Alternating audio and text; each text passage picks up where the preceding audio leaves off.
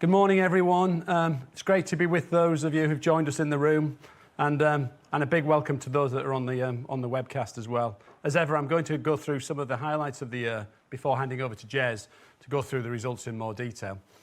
I'll then come back to talk about the key trends driving the growth in Croda and explain how we're well positioned to respond and benefit to them as well. So let's get started then. So, 2021 was a record year for the business, an excellent performance, demonstrating the benefits of executing our strategy with agility, speed, and challenge in a fast-moving environment. Investments and acquisitions have driven strong progress across all areas of the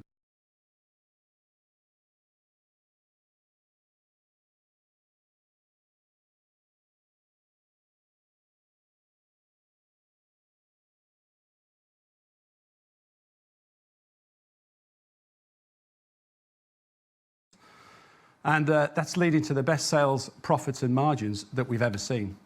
Significantly ahead of last year and well ahead of 2019. High inflation relating to raw materials, energy and logistics was a significant headwind, and we've leveraged our strong operating model and pricing capability to control a steep rise in costs, one of Croda's unique advantages. Innovation is at the heart of what we do, you know that now, and it defines Croda. So it's very pleasing to see that NPP growth is so strongly ahead this year. Acquisitions have boosted our growth too. Avanti has established our lipid system platform, which achieved $200 million of sales, primarily to our principal vaccine customers. And our F&F business, Iberchem, delivered an encouraging performance with integration on track to achieve the synergy potential we talked about when we acquired it. And we've also accelerated investment in the business to capitalise on the enormous opportunities that we see to drive future growth. So overall in the round, strong and agile execution of our strategy as well. In the space of 18 months, if you think about it, we've acquired Avanti and Iberchem, and we're in the process of selling the majority of our industrial business as well. So Croda's looking very different. The shape's changing, and we're moving very much more towards a pure play consumer care and life sciences company. If you just look, turning to the headline financials then, we delivered a very strong increase in both sales and profits. Adjusted sales grew 36%, reflecting excellent organic growth in the core business and the impact of acquisitions slightly offset by adverse currency. So big growth in the core plus acquisitions on top. Profits grew substantially too, a testament to our sustained focus on high value, high margin niche areas of the market. So adjusted earnings per share, 43% higher, underpinning the board's proposal to raise the full year ordinary dividend by 10%, delivering 30 years of consecutive dividend increases. And finally, we grew organic capital investment by over 30% to nearly 160 million, which will drive forward our strategy to scale consumer health and crop care businesses, leading to a more consistent sales growth and even stronger profit margins in the years ahead. We're seeing strong structural growth too. If you cast your mind back, we're well ahead of pre-pandemic levels. 2019 is a tool we use. The results from, or the comparator for 2019 is a tool we use for management to look at real comparisons rather than last year. And it's great to see. If you see the graph in the top left, great to see all the businesses showing double-digit underlying growth in each of the sectors. So the top right shows the reported operating profit up 38%. And below you can see how EPS has progressed to be 35% higher. And there's also been a marked increase in NPP, as I mentioned earlier, increase from 28% to 37%. So as we become more and more a knowledge-intensive company, we commercialise people's knowledge, not metal capacity in our world.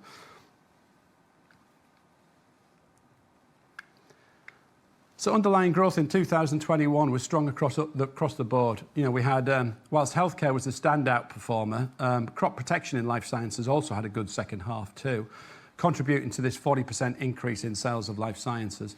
Consumer care delivered a strong set of results as well, consistent throughout the year. We're seeing a resurgence in personal care. Performance technology strengthened in half two, driven by improved demand in its more cyclical end markets.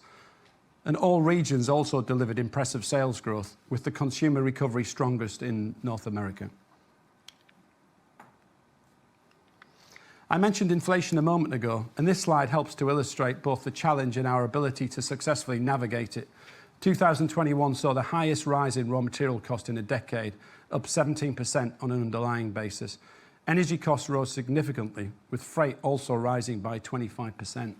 Big headwinds of cost. You've seen that in the industry as well. Underlying sales volumes were very healthy. We're pleased about that. They grew 9%, reflecting very strong trading. But we fully recovered the impact of higher input costs, demonstrating the continued strength of Croda's operating model, and alongside an improving product mix as well. So if you looked at the overall mix, up 17%. The consequence of strong demand and faster growth was record profit margins increasing to 24.8%. Our non-financial metrics are just as important as our financial results. And last year we became only the third chemical company in the world to have our 1.5 degree target verified by the Science Based Targets Initiative. Our objective is to be net zero by 2050 and to ensure that we're investing in our site decarbonisation roadmaps. Whilst the divestment of PTIC will make us less carbon intensive, we will rebase our climate targets to maintain the challenges that we've set ourselves. We're also improving diversity and inclusion, achieving both targets of the Hampton, Alexander and Parker reviews at the start of this year. The proportion of women in leadership across the business now increased to 36% leadership positions. And we've established the Croda Foundation, through which we're providing £1 million of funding annually. And this year we've given an additional £2 million on top to reflect the progress in healthcare, our healthcare business. And the first projects will help deliver vaccines to over 50 million people in India, Brazil and Uganda. So our sale of the majority of PTIC, which was agreed in December, was a significant strategic step for the business for lots of reasons. And on completion, Croda will become a more carbon-light business, but will also have more intellectual property, as NPP sales in consumer care and life sciences are nearly half the total in the business. So our increased exposure to fast growth markets will translate to faster top line growth and increased margins. And we will be more focused and an even stronger position to drive consistent superior returns in the future. So let me stop there, more from me in a moment, and hand over to Jez for more detail on the numbers. Thank you.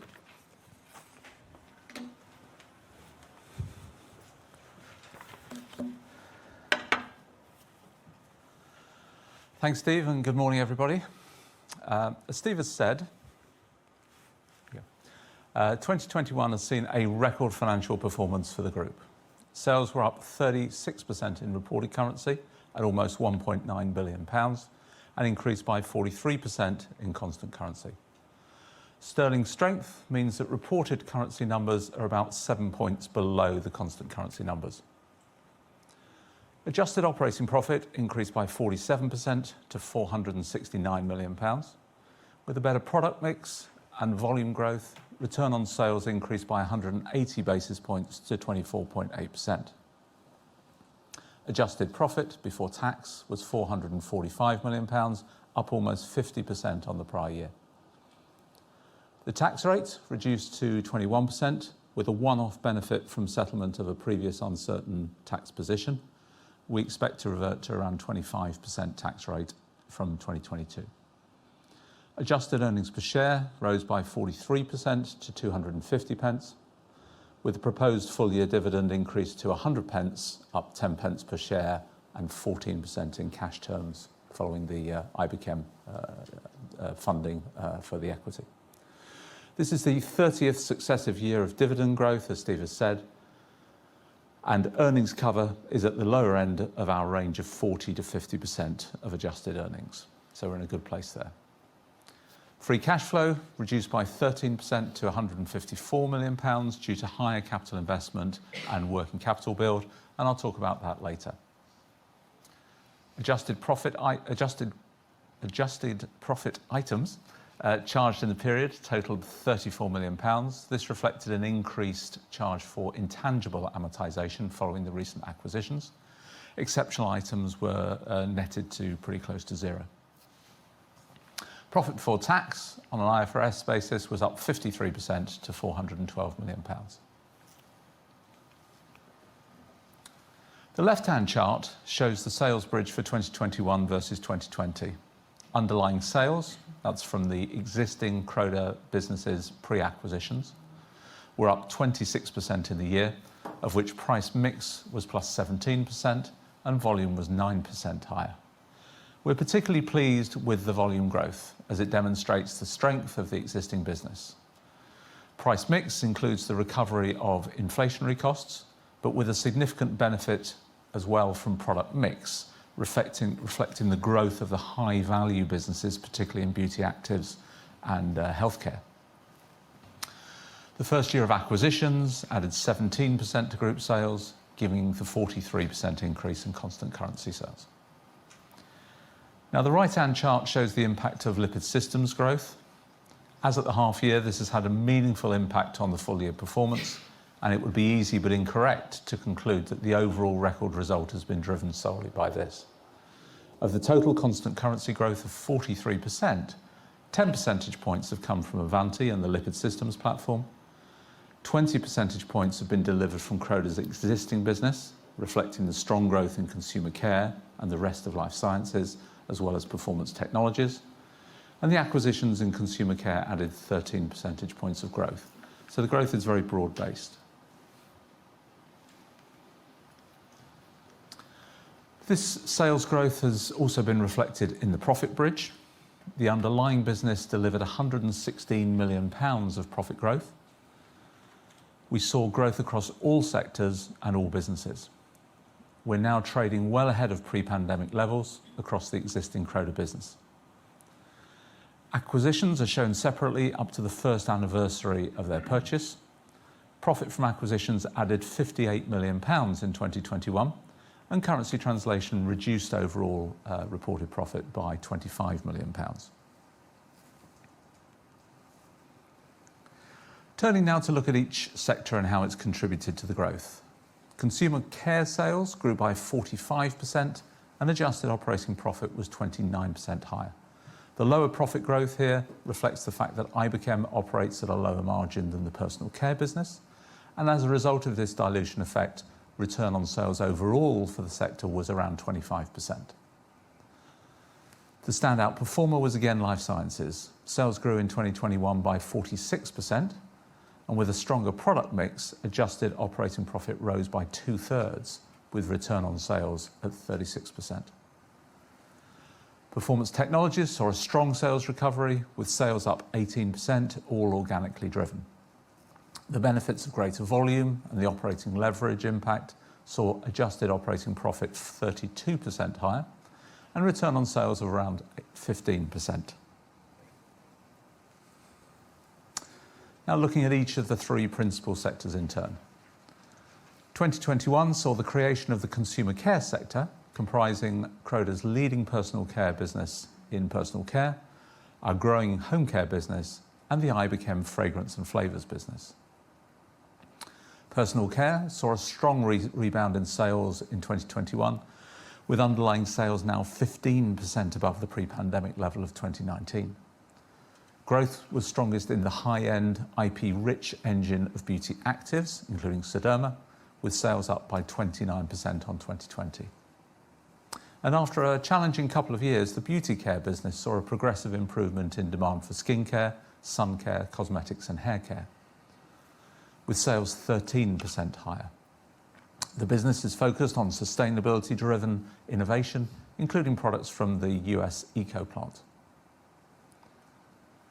After strong demand for hygiene products in 2020, home care sales growth slowed to 8%. Fabric care and eco products are the key drivers of growth here. The Iberchem business is proving to be everything that we hoped it would be. The innovation in particular is very exciting. Integration is on track and the first cross-selling synergies are being delivered.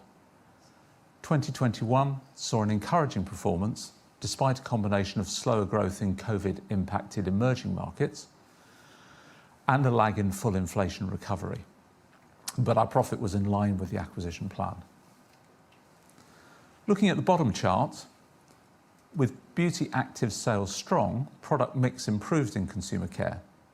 Price mix was 13% higher and volume was 5% up. Acquisitions added 35 percentage points to the sector, and the consumer sector is now well set to deliver our objective of mid-single-digit percentage sales growth before inflation recovery. Life science continues to develop into a business to rival Croda's long-held leadership in consumer care. With its focus on drug, vaccine and crop science delivery systems, the sector is growing sales through organic expansion and by leveraging acquired technologies. 2021 saw sales up 46% and adjusted operating profit up 67%. Within this, healthcare delivered outstanding performance with rapid expansion in all three patient healthcare platforms. Sales of vaccine adjuvants were up over 40% alongside specialty excipients. And meanwhile, the lipid systems platform saw sales of approximately $200 million for COVID-19 vaccines.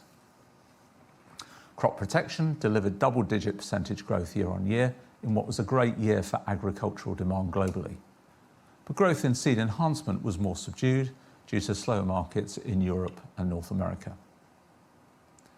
The growth of healthcare and the top end of crop is driving a focus on value, not volume. Innovative products sell at much higher prices, and volumes are measured in kilos, not tons. As a result, price mix added 35 percentage points to sales growth, whilst volume rose by 6 percentage points. The broad-based sector growth can be seen in the chart on the right-hand side, with an overall contribution of 17 percentage points from Croda's existing business, supported by 37 percentage points from the Avanti acquisition and the broader lipid systems platform. Life sciences is expected to see high single-digit growth in the medium term, excluding inflation recovery.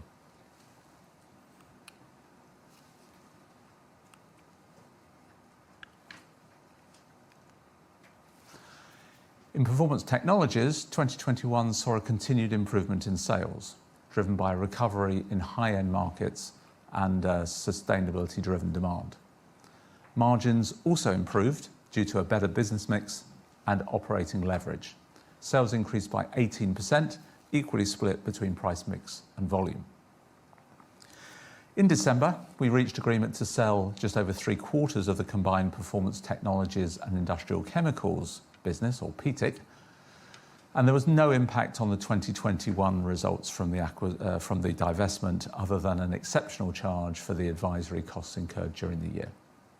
However, had the divestment occurred at the start of 2021, we estimate that sales in PTIC would have been around £360 million lower, and the impact on adjusted operating profit from the divestment, together with the resultant stranded costs in the business, would be just short of £60 million per annum. We're now working through the separation process and expect completion during the summer of 2022. We've already begun the redeployment of capital from the PTIC divestment. In 2021, we increased our capital spend to almost 160 million sterling.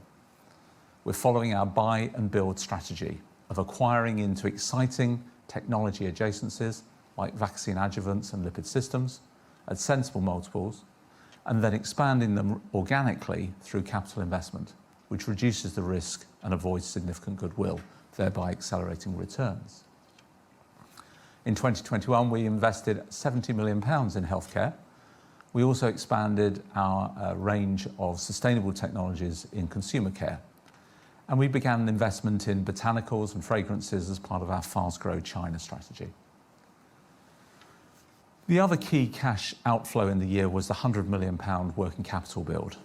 This reflected an increase in raw material costs and selling prices, higher sales volume, and tactical increases in inventory to mitigate the global distribution challenges that we faced, similar to many other companies.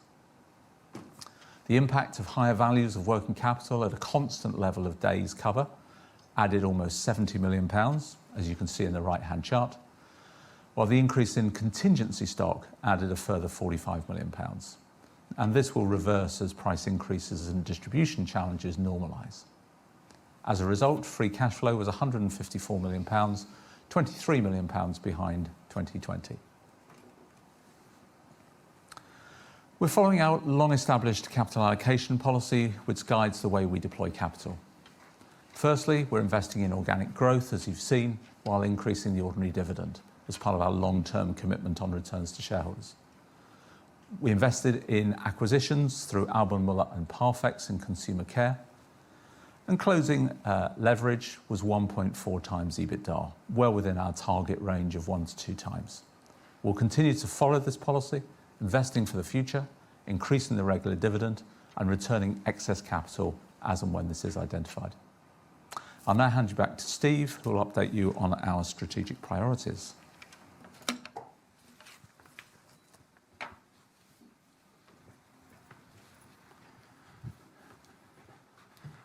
Many thanks, Jez. Right, a little bit more from me then on Croda's strategy, and it's all about moving into faster growth markets. You know, you've heard this from me many times. We're focused on those markets that can value our innovation and through high margins are less cyclical as well as capital and carbon light. So we'll combine our leadership position in sustainability with our leadership position in innovation. You need them both to deliver profitable growth, and at that intersection you get fast growth.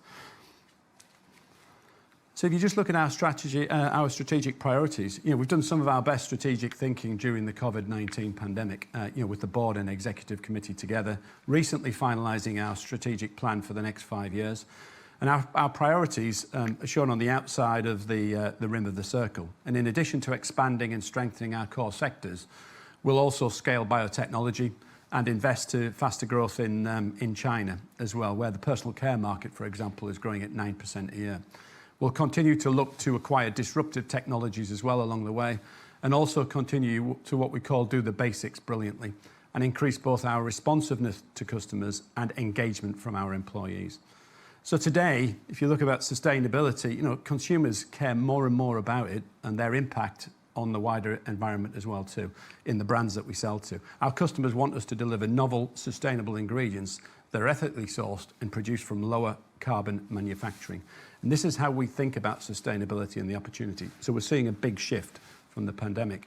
We're ramping up innovation too, and it's our lifeblood, as you know. We've invested 50% more in R&D resource in the last year, and are taking bigger bets with more ambitious projects, and we'll roll some of these out with you through the calendar this year. You know, so we've got about 7 major projects that we're working on at the moment. And at the heart of our strategy is our purpose, you know, smart science to improve lives, which will control and continue to guide the strategic choices that we make. Across the markets we see, we like trends, and there are 2 mega technology trends which we think are the most important for us driving our future. The first is the demand for sustainable ingredients. You know, as I mentioned earlier, consumers want more products from natural and ethically sourced ingredients, and that's benefiting consumer as well as the crop business. And the second is the move towards biologics in crop care and pharmaceuticals, which offer transformational opportunities for Croda, which I'll come on to shortly. Big opportunities presenting themselves in biopesticides and biopharmaceuticals, which is really exciting for the group. And the way we look at Croda now, and the way I want you to look at Croda now, is we've got 8 growth businesses supported by industrial specialties. And within consumer care, most of you are familiar with our personal care business, where we deliver thousands of products to thousands of customers, all of which with rich IP. We've got 8 businesses like that now, run by dedicated management teams and their own forward-thinking, customer-led R&D capabilities. They're all supplying critical ingredients to low inclusion levels, and often selling in test tube quantities rather than tanker loads, replicating the model we have in personal care for many years.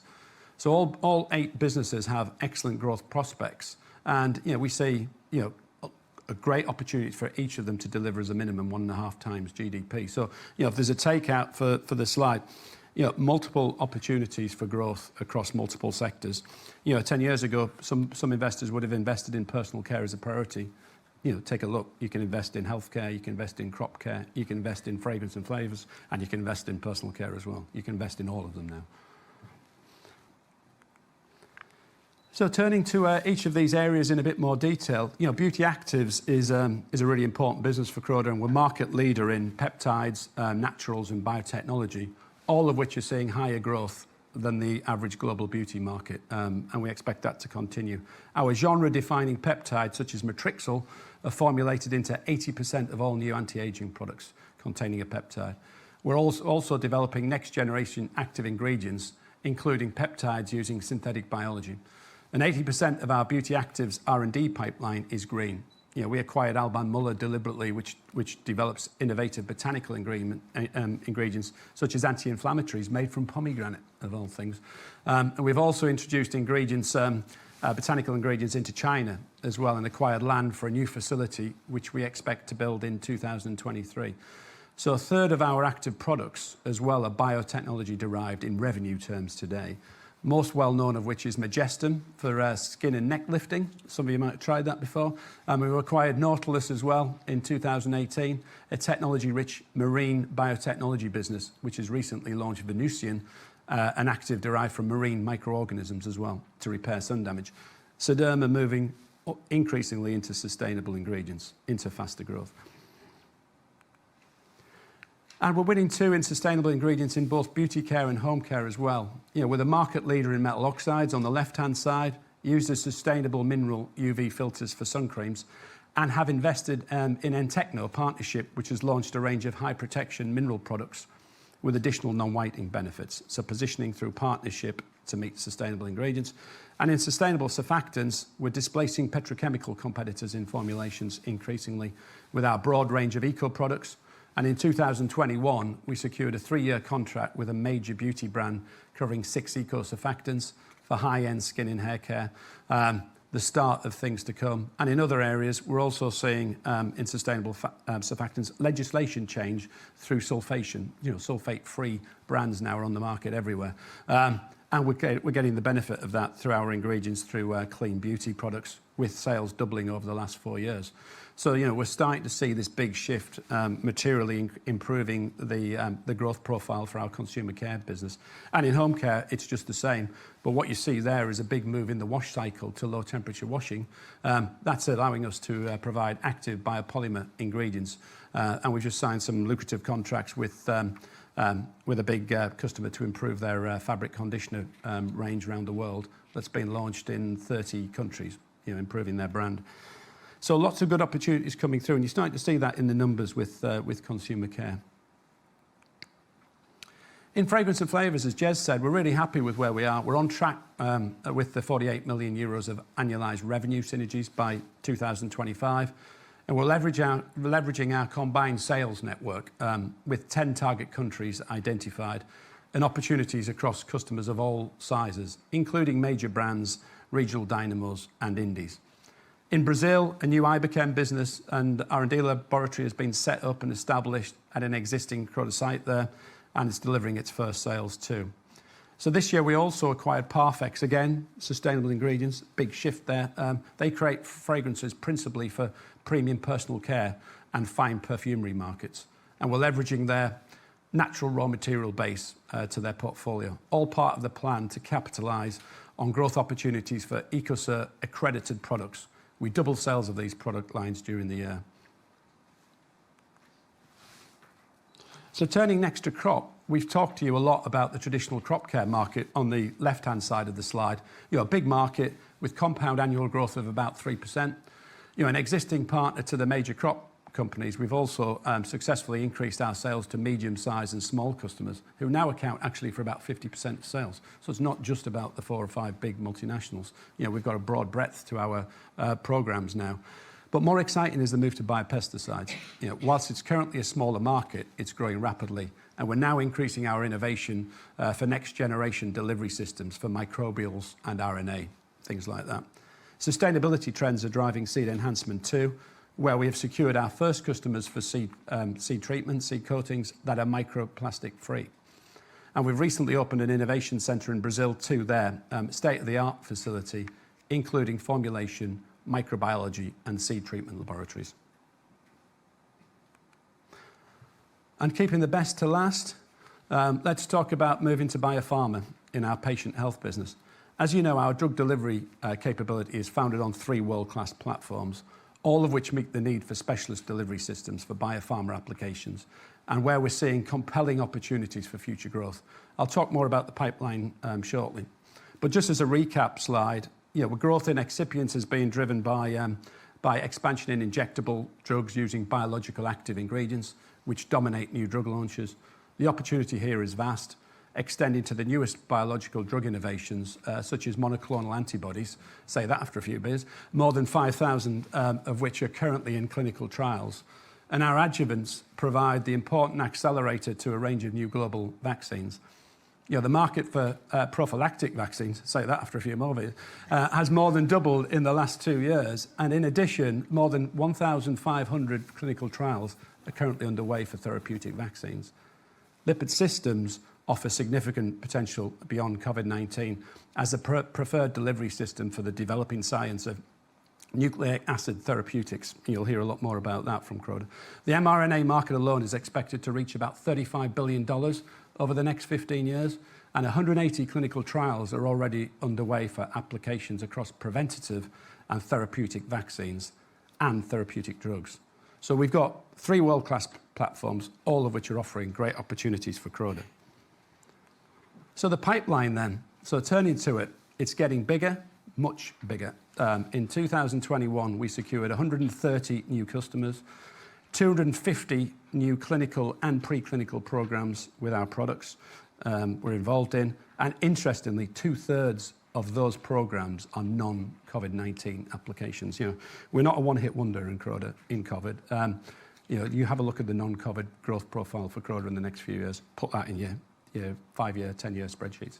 In terms of providing some colour on the variety of programs, we can say that oncology programs make up the majority of our specialty excipient pipeline, as well as immunosuppressants for diseases such as diabetes. In vaccine adjuvants, we're becoming more involved with the fight against WHO-listed diseases too. So we're now contributing in high-profile projects to combat 15 of those 24 priority diseases, including new projects for things like HIV and Ebola. And in lipid systems, we're involved with multiple projects and multiple customers, and we have relationships with over 2/3 of companies developing mRNA vaccines and drugs. So we're very well placed there to satisfy future growth. So these are, and I think taking a big step back from this, Jez and myself would say, you know, these are the hallmarks of a terrific new Croda business. Probably the most exciting thing I've seen in my career to date. And given the rapidly developing pipeline, it should come as no surprise that we're investing our money in it, putting our money where our mouth is, investing ahead of future growth to satisfy future growth as well. Our preferred approach is to adopt this buy and build model, you know, securing new technology platforms like Avanti and the know-how that we get through that with modest acquisition spends and building site expansion around that. You know, their model was a good one, but it didn't capitalise on the big growth coming through the clinical programmes. We think we can do that. So overall, we've invested more than £100 million in the last 2 years, including 70 million in 2021, with a similar amount committed in the future. So in specialty excipients, we've doubled capacity. In specialty excipients, we've doubled capacity in the US. We're also expanding in Asia, investing £15 million to increase our capacity there as well. And in adjuvants, you'll see we've doubled capacity at our site in Denmark as well. And for lipid systems, we've doubled the number of employees at Avanti with £35 million of investment to double capacity at their Alabama site. This has been complemented by 20 million of investment to create a new scale-up capability in the UK. These are already some of the highest returning investments in our portfolio, and we're confident that this trend will continue. So in addition, we've also increased people numbers by 40%, which has sort of hit the life science margin you've seen in the second half of the year, but it's because of growth, future growth, and there's lots of it. So lots of progress, and all part of our plan is to build an unbeatable global drug delivery capability with 3 world-class technology platforms. It's not just lipid systems, it's not just vaccine adjuvants, it's specialty excipients, 3 platforms. So finally, you know, coming to outlook, you know, we expect to see continued underlying growth in the year ahead, driven by this robust consumer demand we're seeing. Expect that to continue. Raw material prices are increasing, and growth investments are offsetting any further customer destocking. You know, we're navigating inflation very well. And as guided to previously, we expect lipid systems to be at a similar level to 2021, and margins will remain strong due to an increased proportion of sales from higher value-add solutions. So in summary, it's been an outstanding year for Croda with strong financial and strategic progress, and we're well ahead of pre-pandemic levels and demonstrating our ability to navigate this high inflationary environment very well. We're more knowledgeable and a more intensive business as well with that, focused on higher growth, higher R&D, higher return markets, in a stronger position to deliver more consistent sales growth, stronger profit margins in the future. And it's an exciting time for Croda. Of that, there is no doubt. And now Jez and I are very happy to take your questions from the floor and from the webcast. Thank you. If you'd like to ask a question from the phone lines today, please press star followed by 1 on your telephone keypad.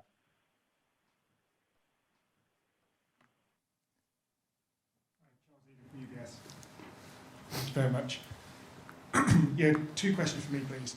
You mentioned strong margins in life sciences in 22. Could you help us define strong, if possible, please? And then secondly, you mentioned raw material inflation, no surprise. Can you help us what that looks like for Croda in 22? And if there's any variance between, I guess, core Croda now, so consumer and life sciences, and what it might be, including PTIC, if you could break that out. Thank you. Well, I'll do one, Jez can do 2. Yeah, I mean, on the margins, the life science margins come off in the second half, you've seen that, but it's all to do with the increase in numbers that we're seeing and the increase in capital we're putting in the business. So, I'll come back to answer your question in a minute, but Avanti particularly, we started with 125 people in Avanti. We've now got nearly 300 people. And the model that we're adopting is, that's a preclinical machine. It's sending out samples at a ferocious rate right across the spectrum to pharma companies. So we're in a lot of preclinical programs. And as anybody knows in the pharma industry, once you're in preclinicals, then your job's nearly there, nearly complete, because we should roll into the clinical 1, 2, and 3 programs with the support we've got from the preclinical relationships that we've got. So the most important thing is making sure that we're responding quickly to new molecules, existing molecules, and synthesizing things in a slightly different way. So the lipid system market needs slightly different products. So a lot of these clinical programs we've got, not just lipid systems, probably multiple products, slightly different products for multiple customers. So there isn't one standard product that serves this. So there's a lot of craft needed from our Avanti team to make sure that we are adopting the right products in the preclinical program. So we've put a special emphasis on that. You've seen that margin come off in the second half. I think the way we look at that stabilised now, because we've put a lot of those people in. We're talking about 35% margins for life sciences this year on an ongoing basis. The growth outside of lipid systems, the growth is still in the higher margin area. So you would expect that margin increase to continue. So we're not seeing a sort of a deterioration in margin which is uncontrolled. It's all targeted for growth because of our confidence in the growth. There's a little bit of depreciation in there coming off some of the assets. And also, actually, to a smaller degree, Crop's had a great second half as well. So there's a bit of dilution in Crop in there as well. So there is absolutely no problem with margins in life sciences, far from it. You're just seeing a stabilisation once we put a lot of energy into these preclinical programs through putting people on the ground. So that's really important. And it's testament to our confidence in the business going forward. Our capital confidence, but also our people confidence in putting resource in as well. This market could get very, very interesting for Croda in the next decade. Jez, on the second point? So, Charles, raw material recovery and so forth. So in 2021, we had, as Steve said, 17% increase in raw materials. So clearly there's an annualisation effect to flow through, probably about half of that to flow through in 2022, which is a straight sales price recovery. And then we've seen some further increases in the first quarter with maybe some early signs in the second quarter that there's fewer of those increases because we feel it's got raw material inflation should slow down at some point, and maybe we'll see that second quarter, but it's still quite early to confirm, but maybe we're seeing that. And what we've shown in the model is we're very successful in recovering that. A little bit of a lag in Iberchem, which is common to, I think, all of the flavours and fragrance businesses. But they'll get there and so forth in there. But the Croda model works very much on achieving that recovery on a quarter-to-quarter effect. And as you can see, there's been no margin impact, adverse margin impact in terms of doing that. So confident of seeing that recovery. Now then, when we break down sales and margin, we sort of think of sales growth sort of independently. So we're certain that we're going to recover any raw material inflation that we see sort of going forward as we did last year. So what we're doing is, what we're then saying is, okay, so then think about the underlying sales growth that we're seeing. And I think in consumer care, we're seeing that as mid-single digit, but there'll be price recovery on top of that.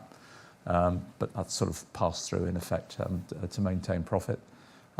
In life sciences, we think that'll be high single digit. So, you know, although we expect to see lipid systems flat in 2022 in sales terms at $200 million, we still expect to see very strong growth in the other two platforms, and we expect to see strong growth in crop. So I think we can see high single-digit sales growth, as Steve says, at margins, which is certainly in the mid-30s for the life science business. And then in performance tech, we'll expect growth to be more in the GDP range, but again, with margins, you know, at or a little better than the level that we've seen in 2021. So I think what we should be seeing is some really steady growth, some raw material price inflation recovery on top, as well as the annualization effect, and then some margin improvement as well. So I don't know if that sort of deals with the question. Maybe just on the 17% raw material inflation, is there a big difference by divisions? I'm just thinking with PTIC being here for half the year, just thinking in consumer, in life sciences, is 17 still about the right ballpark, or is it more or less? Yeah, it's quite interesting. If you look at the release where we've broken out the sort of price mix in the underlying businesses, actually, I think it's pretty sort of consistent. So if we look at, so that 17% raw material recovery is probably about 6% on sales, given that raw materials are just over a third of our sales value. But there's some inflation recovery going on in terms of energy and distribution costs and so forth in there as well. So I think when you then look at the, as it happens, 17% increase in sales price mix, that's probably about half of inflation recovery, 8 or 9 percentage points.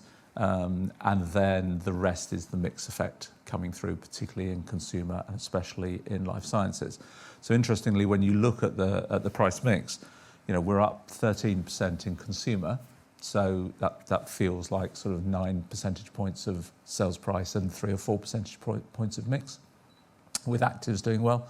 If you look at life sciences, it's very heavily mix driven because you've got these, you know, very small volumes, but at very high values per kilo, you know, compared with a normal model of selling in tons. Then if you look at performance tech, you know, you've got 11%. And you'd expect in performance tech that to be almost all price recovery, because there's some innovation going on there, obviously, but it's not of the same scale as the other two sectors. So I think from that point of view, you can see that actually the price effect's pretty equally spread across those, but the mix effects are quite different, particularly in the two sectors that we're focusing on going forward. No, that's really helpful. Thank you. Thanks, John.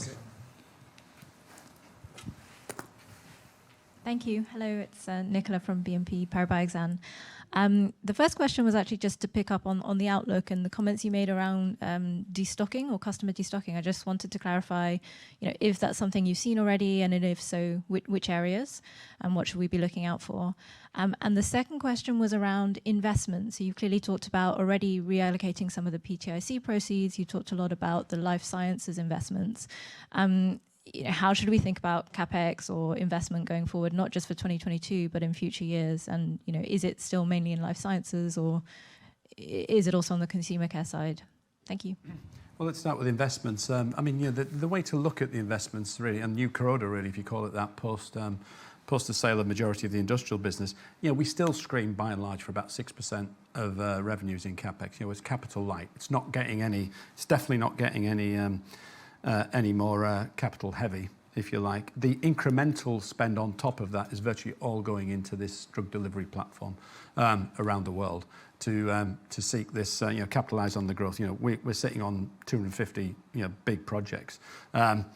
You know, there was a time in Croda where 1 or 2 we got excited with. You know, we've got a lot more now. So, you know, clearly not, you know, a lot of them won't get there, but all we need is a few of them to get there, and we can satisfy that growth. So the model is about the normal screening for about 6% plus the incremental spend. That incremental spend will continue in 22, but then probably moderate. I mean, it all depends on what we see in terms of looking through our intelligence platforms around the conversion rates through the clinical clinical programs. But but at the moment, we've guided to around 160 million for this year. But a lot of that is because of the the incremental stuff on top is all into the slide you saw on the build and scale for drug delivery. It's all about the incremental spend there. Jez, I don't know if you've got any other comments on investment. You happy with that? No, that's fine. So yeah, it's still spread across the two, but as Steve says, the extra spend, which we think is probably a 3-year period of additional spend at the moment that we can see. So we think we'll run at an elevated level through 3-year period, and then return to the more normal level, which is probably nearer, maybe 100 million, 6% of sales, that sort of level. But so probably 3 years of this elevated level, as Steve said, very much focused on healthcare. And I think in terms of the demand, we're cautiously optimistic. Looking at next year, what we didn't see, like many in the industry, in Q4, we didn't see the seasonal downturn that you'd expect. It just continued, and it's continued very strongly at the start of this year as well. So there's no surprise there. Bit of inflation in there as well. So raw materials are going up further in Q1, and we expect that to moderate. And the inflation around Croda's business is. It's quite interesting because it means that there's volume growth there. It's demand-led by and large. So you get the volume growth, and then you also get pricing on top. So, where we would expect raw materials in a world that we can see today, we expect raw materials to sort of moderate off their tops, from Q2 onwards. So I think if you look through the 12-month period, a little bit of raw material increase weighted to the front end. In terms of stocking, I mean, we don't see any big changes. There's some moderation, and I expect it to come in the consumer industry more than anything, consumer care, where L'Oreal were out with 7 or 8% market growth rates for them. 21 and about 5% for personal care in 22. We're not too far away from that in terms of what we see. So I think it's still very buoyant. There's a resurgence. I think that resurgence will continue at a higher level, but there's probably a little bit of stock trimming that comes on top of that. So still very pleased with progress. So in the round we don't see any big destocking effects coming, but just more trimming around the edges, I think. I think it may be more pronounced. If you get any effect, it tends to be in the performance technology business, which is one of the reasons that we've gone for the divestment moves us away from some of the cyclicality that Steve spoke about on one of the earlier slides. So I think you tend to see a little bit more cyclical variation in automotive and industrial markets. The whole move to life sciences and consumer is about making the business more consistent in terms of and accessing the higher growth rate, and we don't see that changing.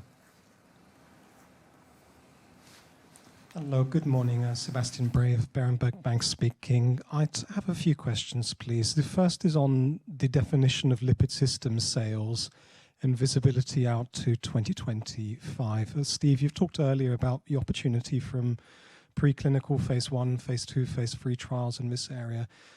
Can I just confirm the $200 million sales figure that Croda cites does not include, as a rough guess, the $40 to $50 million of sales for polar lipids separately that flow to the preclinical market?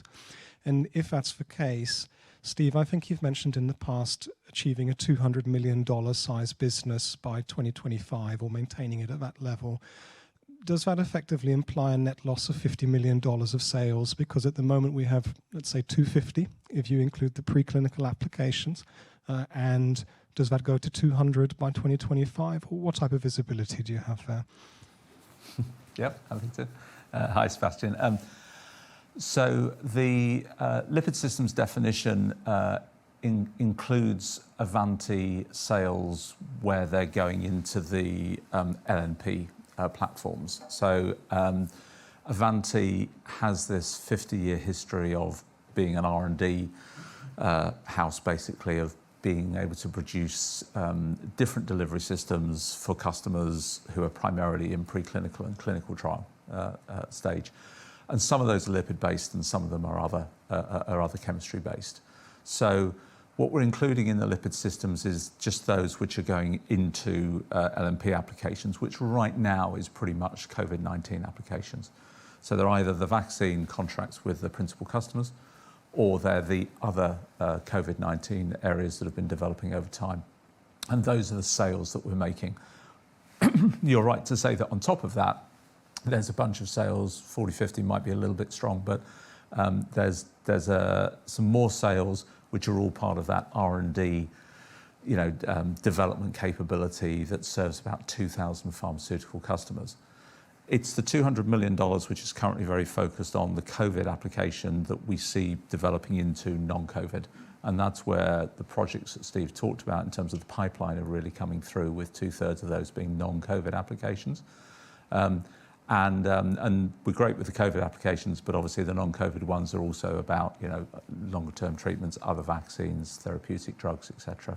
So what we want to do is to morph this portfolio over time to a $200 million portfolio with lots of customers and lots of applications.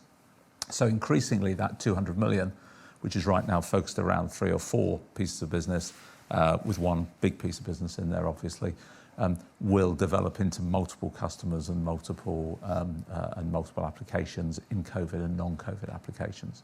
So on top of that, you have the Avanti, I call it a catalogue business, but that's not really fair. It's the sort of thing where R&D people in the pharmaceutical industry are ordering very small amounts of different things. That business will carry on. It carries on growing very nicely at probably 5%. But the big opportunity is the development of the lipid systems capability into a whole new range of different ingredients for mRNA and gene therapy. So definitionally wise, we're just focusing on those sales that are going into sort of LNP-based systems, basically. Just to add to that, for 22 and 23, we see for lipid systems, we see 3 different types of revenue stream. We see obviously from the big partnership we've got, that will continue into 23 as well. We're contracted there. So, the rollout will continue. We might think in the UK we're near the end of it, but, we're just starting in some parts of the world. So, so that rollout will continue there. And also you've obviously got these booster jabs and the sort of regular annuity that might come with that.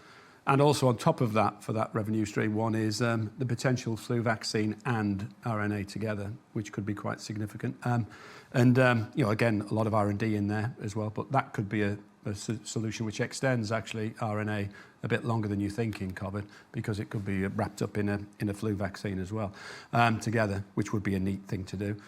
So that's revenue 1. Revenue 2 is we have other customers in the COVID space with lipid ingredients.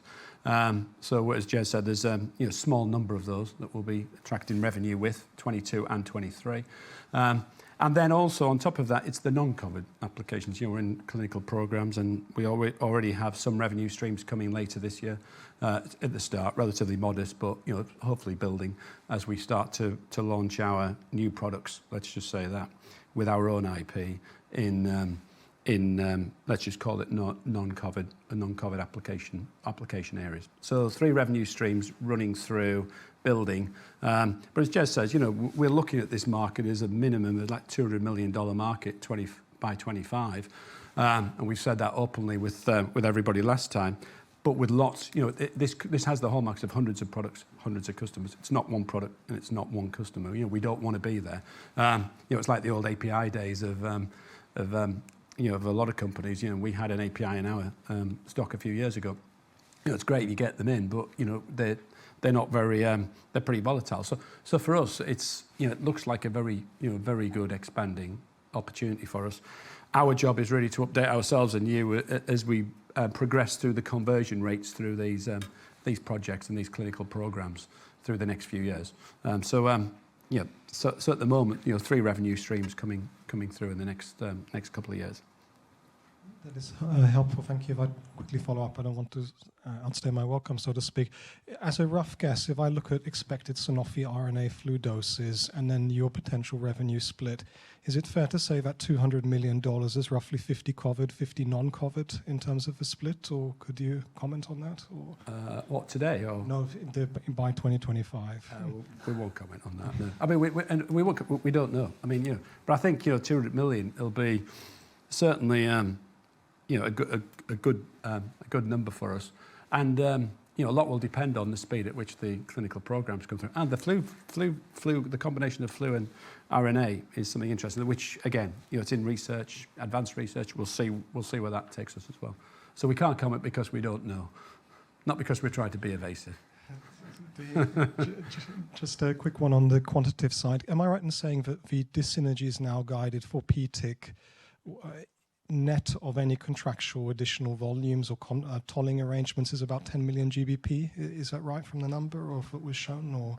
Yeah, that's the sort of right order of magnitude. So the dyssynergy costs are essentially costs which are currently borne by that PT business, but which don't change. You know, me and Steve might be good examples of that, because obviously we charge all of our costs to sectors. But of course it will be transitory. The whole idea is to release the capital from the majority of the PTIC business and reinvest it in the consumer and the life science. So clearly, as we look forward 2-3 years, you would expect to have the same sort of revenue, certainly more profitability.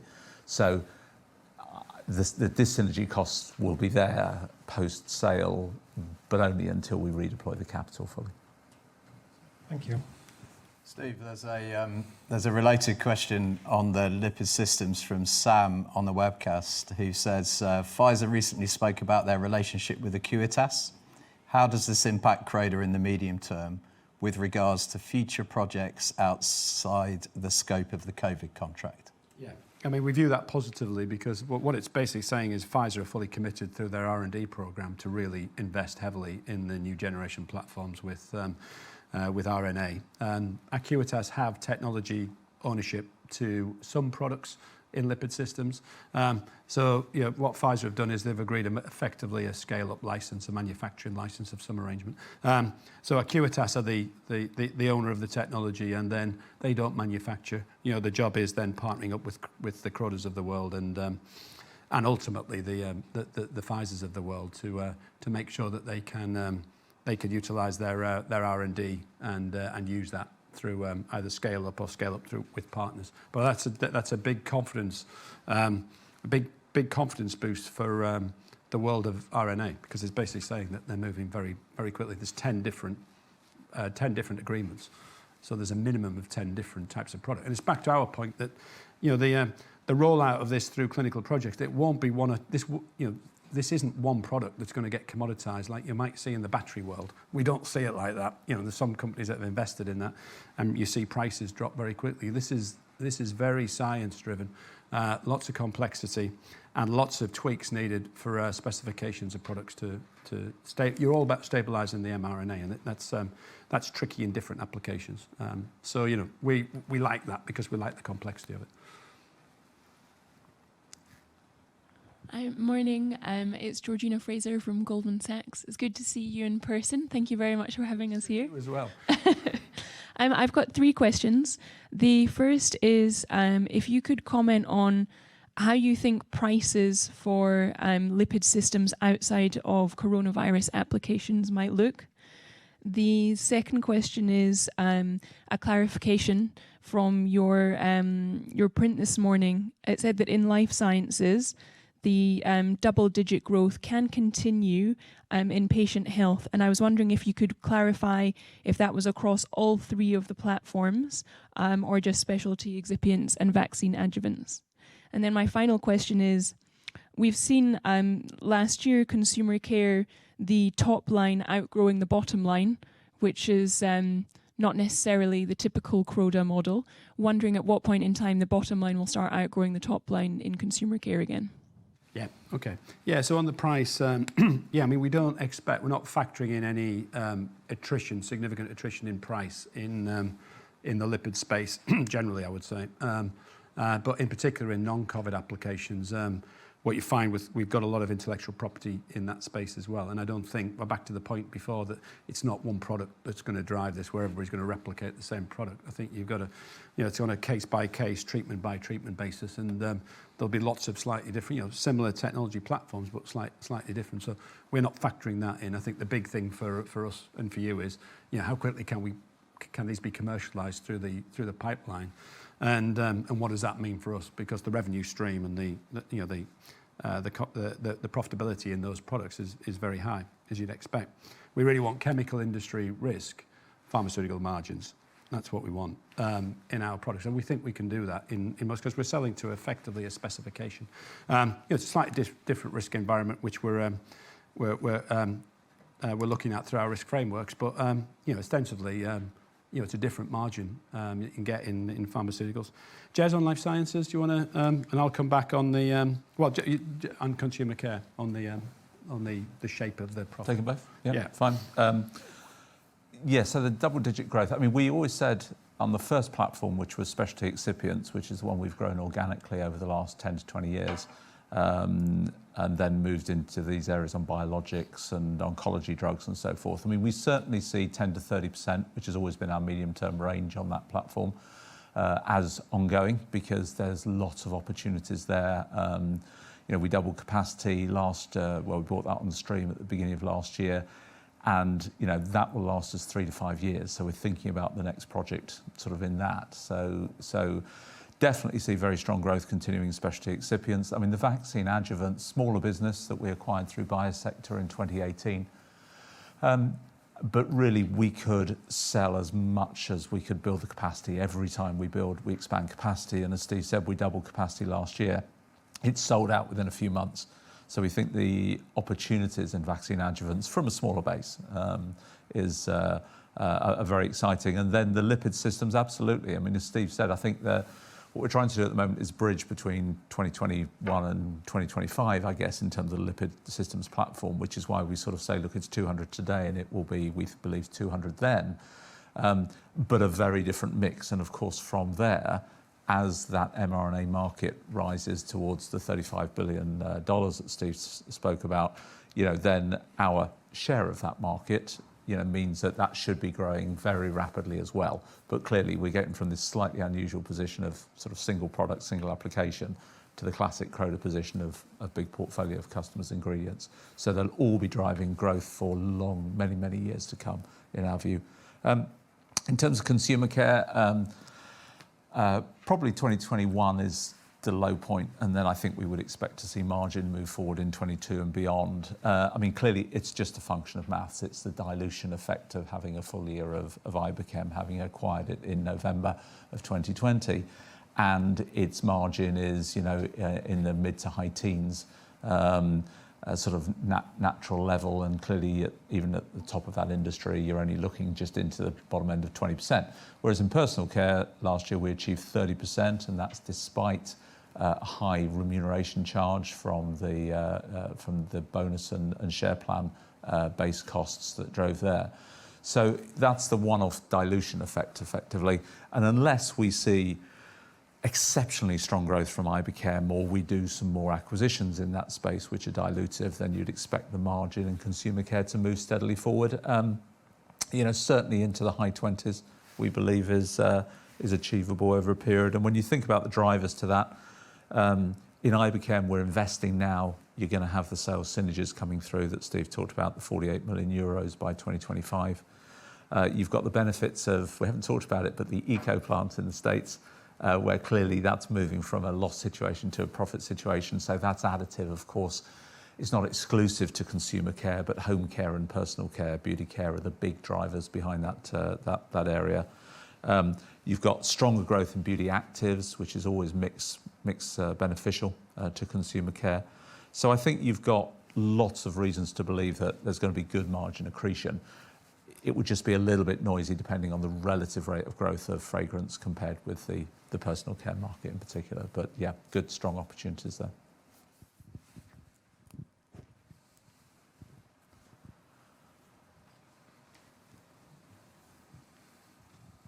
Thanks, Charlie Bentley, Jefferies. I just wanted to follow up on the kind of commentary around lipids into kind of 2023. I know obviously we're quite a way away, but I mean, as you talk around the balance of those two, of the kind of three pools there, can you just give any kind of indication on the absolute level where you think it might be today?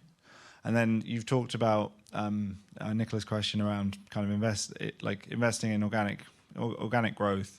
If we talk about M&A priorities, I mean, are they still squarely bolt-ons in life sciences? Or, I mean, there's an indication on personal care there.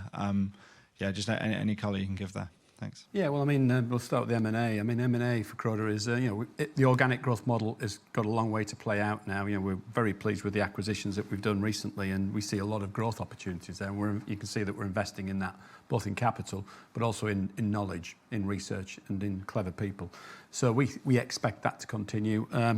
But we've also got the option. We've got great optionality now, once we get the proceeds from the sale, that gives us flexibility to look at different things as well. But the priority is organic growth plus probably bolt-ons. We like the Avanti type model. I think you do as well. Which is knowledge. It's a knowledge, but you're buying knowledge. You're buying 125 people, and you're buying 100 of them, maybe 110 of them are scientists. So you're buying clever people. And what we're doing is commercialising that knowledge. That's what we do very well. So that's the type of business that we're looking at. And there's no surprise, if we see opportunities in the drug delivery space, we'll move pretty quickly if we thought that was the right thing to do. But we'll also spend quite a bit of time looking in sustainable ingredients, positioning of consumer care as well, because there is a shift there. You can see it, we can feel it, and when we talk to our customers, that's structural. And we saw it before the pandemic to a little degree, to a small degree, but now it's firmly embedded in the mantra of all the big multinationals. They're all moving away from petrochemical-based ingredients. L'Oreal, Unilever, more to follow. They'll lead the industry in that way, and we're starting to see that with the rest of the industry following. So, that's the sort of the direction to travel from an inorganic point of view, and there should be no surprise there. In terms of 2023, it's a good question, as they say. It's a difficult one to answer, but we're very heartened with the revenue streams emerging from these three different areas. The big, with our big partnership, a lot will depend on, where we are with the rollout, where we are with the booster program, where we are with the vaccine combination hybrid, mRNA type product, and that could have a very positive effect as well. But I think it'll be a healthy revenue stream. And it's not going to deteriorate to nothing, as some people say. I mean, we've got the revenue streams, we're contracted, we'll get what we will get from our share of our big contract there. The question will be the other two revenue streams, how quickly they progress. And I think it's too early to say, because we could quote a number, we could give you a number, and I think that's difficult to back up at the moment. I think as we go through the year, we can start to see what that looks like. But again, as we say, we're heartened with and very encouraged with 25, 24, 25 plus, where you can start to see this business emerging as a really, a great Croda business, like a nascent personal care business from many years ago, with a very different shape to it. So I think that's the difficulty of putting a big number on that. Thank you. There was a question from Andre on the webcast who asked about guidance on use of disposal proceeds. I think you've largely covered that. Anything you want to add on use of proceeds from the PTIC disposal? Well, I think we just say, the capital allocation policy which Jez led when he first came to Croda, it's very clear, very consistent. If you look in the pack, Jez's last slide just shows you how we're consistent with that. We have no problem, we'll follow that through. So, we first look at capital investment in the business. We then look at, the shape of M&A as an opportunity going forward for us in the next 12, 18 months. If we don't need, or if we have spare cash that we don't need to deploy in either of those two areas, then we'll return it. We'll return it in the usual way, and we've demonstrated that in the past, and we'll demonstrate that in the future. So we're not going to sit on an inefficient balance sheet for any length of time. But I think it's fair to say most of our investors will want us to invest in the business if we see some good opportunities for it, particularly if it's into these exciting, fast growth spaces. So that's what we'll be looking to do if we can. But we're not here to waste money. We're here to do the right thing with it. We'll go back to Adam for questions over the telephone line, please.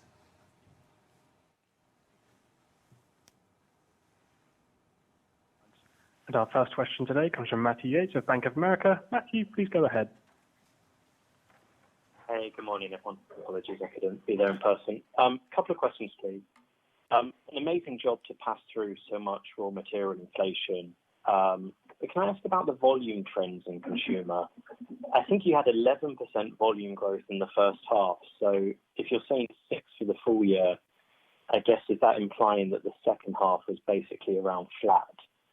Is that right? And is that the sort of expectation that you're seeing in early 22?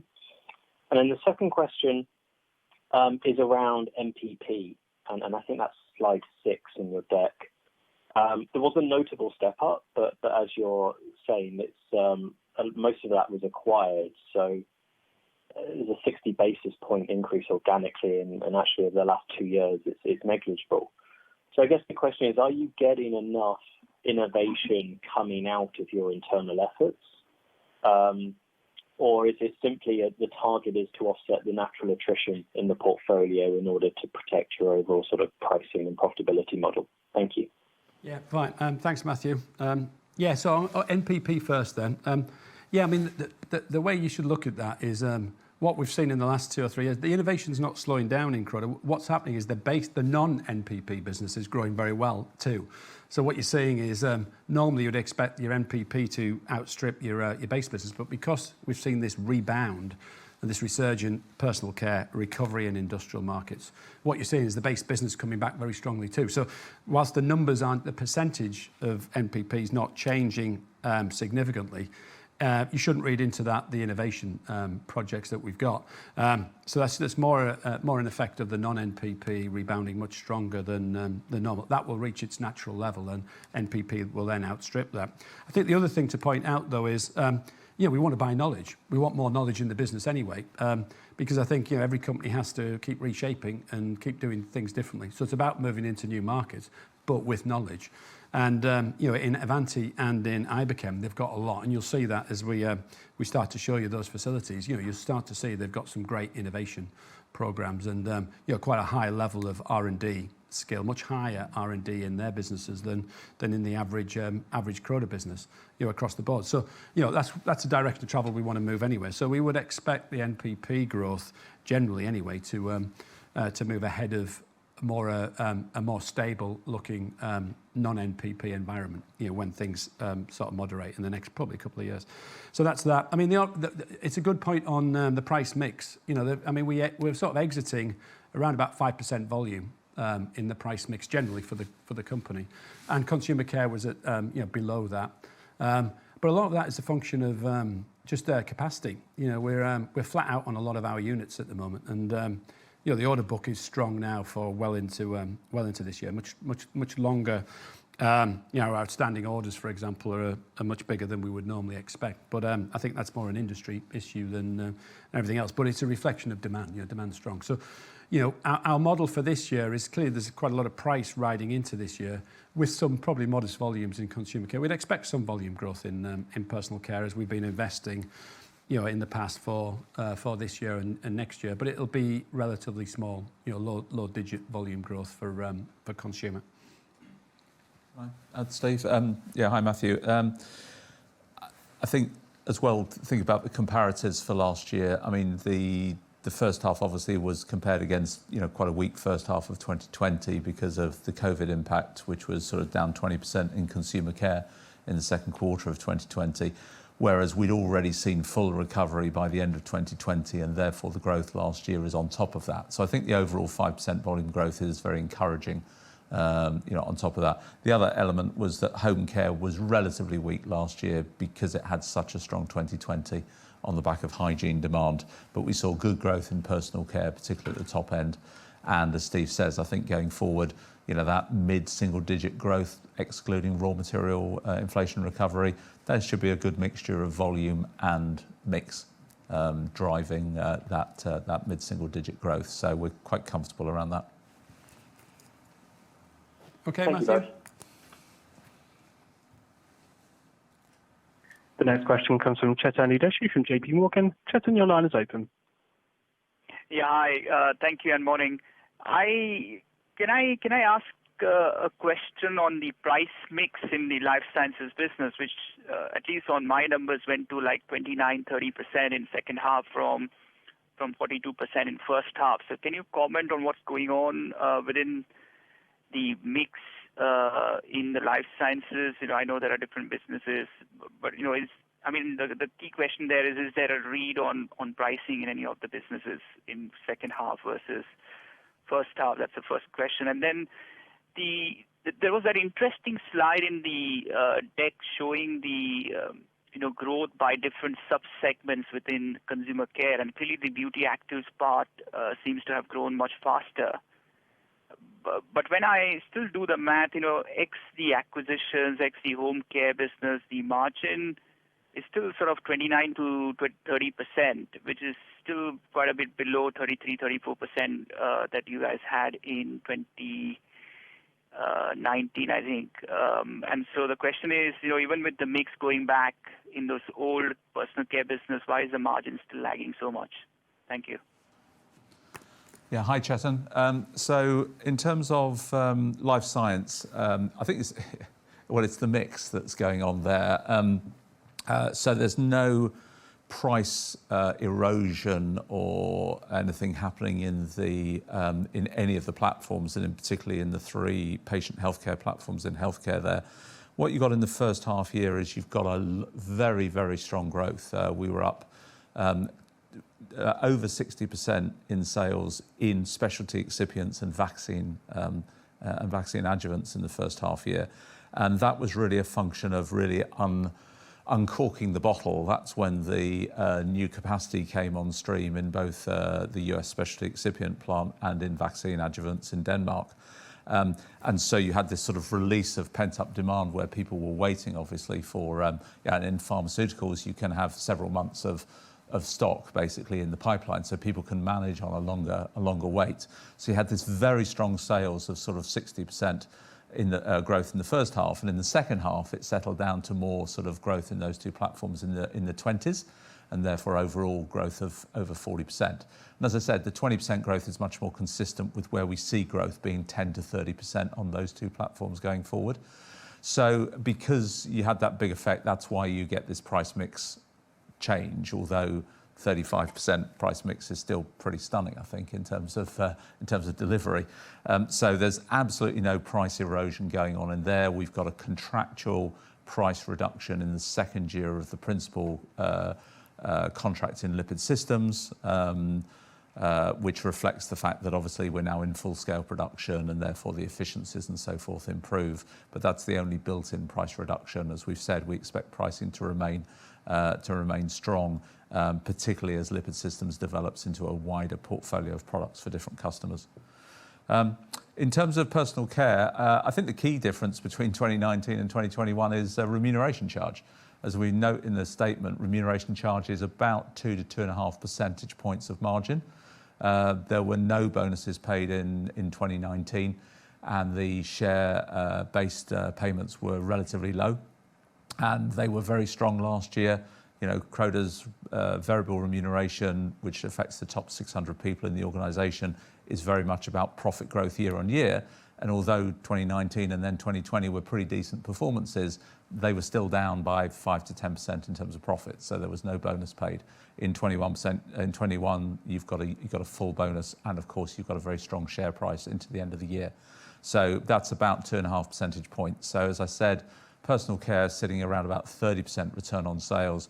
If you grossed it back up, you'd be at 32.5, which is pretty much around the 33% peak that you referred to back in 2019. So it's just a function, again, of all of these costs have to be borne by the sectors, and therefore you're going to get a bit of volatility according to what's happening in those variable remuneration programs.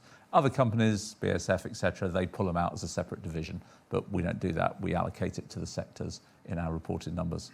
I think the other thing, Chetan, as well is, we look at it from a divisional point of view. We judge them on gross margin. We're glued to gross margin in the business. It's a good crude indicator for us. And we're not seeing any gross margin attrition in any of the businesses. And it's actually quite consistent across them all, where you're seeing this robustness. So, we're navigating well through the inflation environment, but the central cost adjustment is significant. And, we can talk to you about that separately, I'm sure. Okay. Thank you. The next question comes from Charlie Webb of Morgan Stanley. Charlie, please go ahead. Your line is open. Morning, everyone. Again, apologies for not being there. Just a couple from me. So just first off, on the CapEx into healthcare, obviously another chunky investment year ahead. Perhaps just give some more details in terms of which platforms that's kind of been allocated to. You mentioned that high purity excipients already have capacity to grow into. Just trying to understand where that's going, and maybe if you could let us know the type of payback you would expect on that investment. Second question, just on working capital, obviously quite a big working capital build in 2021. what do you anticipate there in 2022? You built up some stock. Just wondering whether that, like to repeat, unwind, etc. for 2022 would be helpful. And then lastly, just on consumer care, as you think about the mix heading into 2022, what trend, do you continue to see? Do you expect to continue to see beauty actives, effects, etc., outgrow kind of formulations, home care, and therefore you're just trying to sense, where does that take margins plus Atlas Point for consumer care in 2022 relative to where we ended up in 2021? Okay, Charlie. I'll let Jez do the working capital one, and I'll kick off with the other two. I mean, CapEx healthcare. There is a slide in here. I don't know if you've seen it, but which sort of describes that. Sort of the third slide of the biopharma pack. I mean, ostensibly, what we're trying to do is, the Avanti model is a great preclinical model. It's a preclinical machine, and it's getting samples out to all of these pharma companies. They do that very well. We've been scaling that up with people resource to turbocharge that. We don't really know how many preclinical projects we're in, but we're in a lot, which is great. But their model wasn't great at capturing the future growth when they came through the clinical programs because they outsourced that volume to other providers, CDMOs, contract manufacturers, call them what you want. So our job is to then build that capability.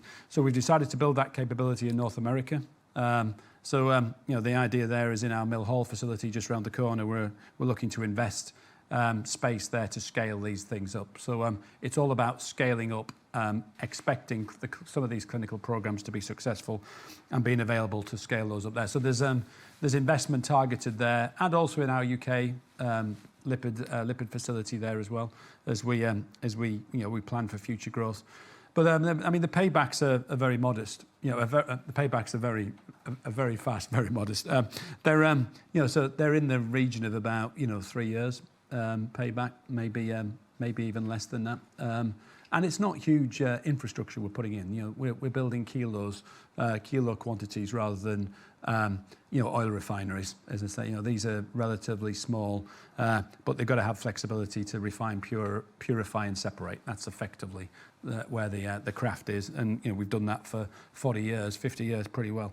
So it's more in that area. If you see that on the slide.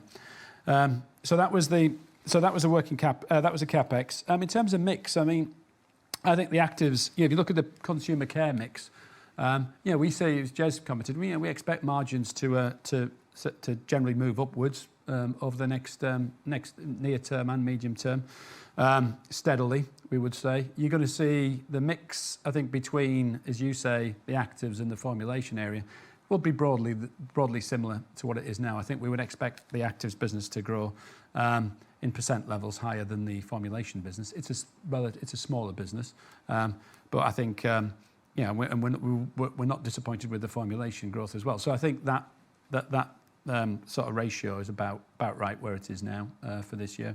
And I think the other drivers are things like, as you say, eco. We're now starting to displace a number of petrochemical companies in formulations now. On the back of L'Oreal, Unilever's moves, big statements on moving to bio-based by 2030 for both of them. You're starting to see that. We're seeing that quite significantly. So, we expect a profit move forward, therefore, in the Mantis unit, and therefore that tends to benefit more the consumer care business than it does the life science business. So the few drivers there, and also just the pace of the projects that we've got. If you look at the number of projects that we've got in the pipeline, we're starting to see our big customers really now moving with some of them. There's been a delay during the pandemic, as you'd expect, but a lot of this is sort of pent up innovation demand from their R&D stables as well. Jez, anything on either of those, and then you on working capital? No, nothing to add. I think on those, Steve, on working capital, Charlie, so we have these two components: a 70 million increase, which is sort of pro rata to the increase in value, with a constant number of working days cover. So I'd expect that to drift upwards at the moment from what we can see, because obviously we've got price increases, as Steve mentioned, in the first quarter of 22. So the values, I think, will be up a bit, but not at the moment by that order of magnitude. And then on the tactical contingency stock that we held, £45 million, of extra stock. One would hope that we could start to allow that to reduce now and to reverse. It is incredible. I mean, it's been a really stellar performance in terms of 2021, but it's been delivered against the backdrop of much increased customer demand at a time of really challenging global distribution position. So, and the teams internally have worked superbly well, both at manufacturing level and at sort of customer service and distribution level to overcome those problems. We're starting to see some normalisation now in the distribution chains around the world, not quite so stressed at ports and so forth, because I suspect that's added about 2 weeks to our stock that's been on the water.